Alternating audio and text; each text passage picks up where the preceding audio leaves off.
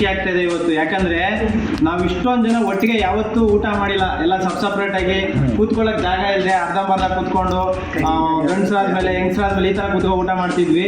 ಇವತ್ತು ಪ್ರಪ್ರಥಮ ಬಾರಿಗೆ ನಾವೆಲ್ಲ ಜೊತೆಲಿ ಕೂತ್ಕೊಂಡು ಊಟ ಮಾಡಬೇಕು ಅಂತ ಇವತ್ತು ಅನುಚಂದ್ರ ಅಮ್ಮವ್ರ ಆಶೀರ್ವಾದದಿಂದ ಇಲ್ಲಿರ್ತಕ್ಕಂಥ ಎಲ್ಲ ದೇವ್ರ ಮಕ್ಕಳ ಜೊತೆಯಲ್ಲಿ ಒಂದು ಊಟ ಮಾಡೋ ಪ್ರಯತ್ನ ಮಾಡ್ತಾ ಇದ್ದೀವಿ.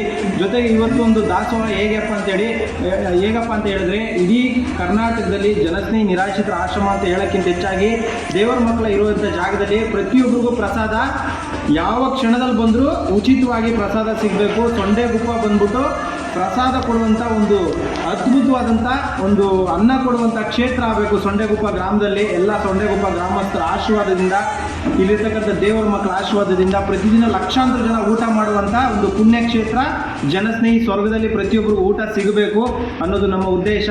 ಸೊ ಮೊದಲನೇದಾಗಿ ನಿಮ್ಮೆಲ್ರಿಗೂ ನಾನು ನಮಸ್ಕಾರ ತಿಳಿಸ್ತೀನಿ. ಯಾಕಂದರೆ ನಿಮ್ಮೆಲ್ಲರ ಆಶೀರ್ವಾದದಿಂದ ಇನ್ನೂ ದಿನೇ ದಿನೇ ಜನರು ಅಂದರೆ ಇಲ್ಲಿ ದೇವ್ರ ಮಕ್ಕಳ ಸಂಖ್ಯೆ ಜಾಸ್ತಿ ಆಗ್ತಾ ಇದೆ.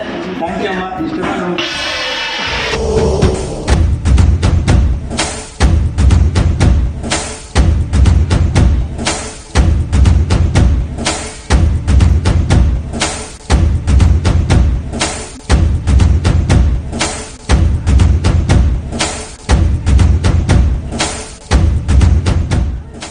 ಮುಂದೆ ನಮ್ಮ ಸೊಂಡೆಗುಪ್ಪ ಗ್ರಾಮ ಲಕ್ಷಾಂತರ ಜನಕ್ಕೆ, ಕೋಟ್ಯಾಂತರ ಜನಕ್ಕೆ ಅನ್ನ ಕೊಡುವಂಥ ಒಂದು ಅದ್ಭುತವಾದ ಪುಣ್ಯ ಸ್ಥಳ ಆಗಲಿ ಅಂತ ನಾವು ಒಂದು ಈ ಸಂದರ್ಭದಲ್ಲಿ ಕೇಳ್ಕೊತೀವಿ.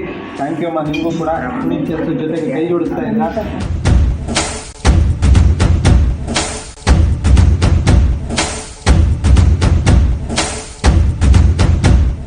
ಇಲ್ಲ, ನನಗೇನು ನಮ್ಮ ತಂದೆ ತಾಯಿ ಥರ ಇಲ್ಲಿರೋರು ಆ ಥರ ಅಂದ್ಕೊಂಡಿದ್ದೀನಿ. ನನ್ನ ಕೈಲಾಗಿದ್ದು ನಾನು ಸಹಾಯ ಮಾಡ್ತೀನಿ ಅಷ್ಟೇ ನಾನು ಹೇಳಿ.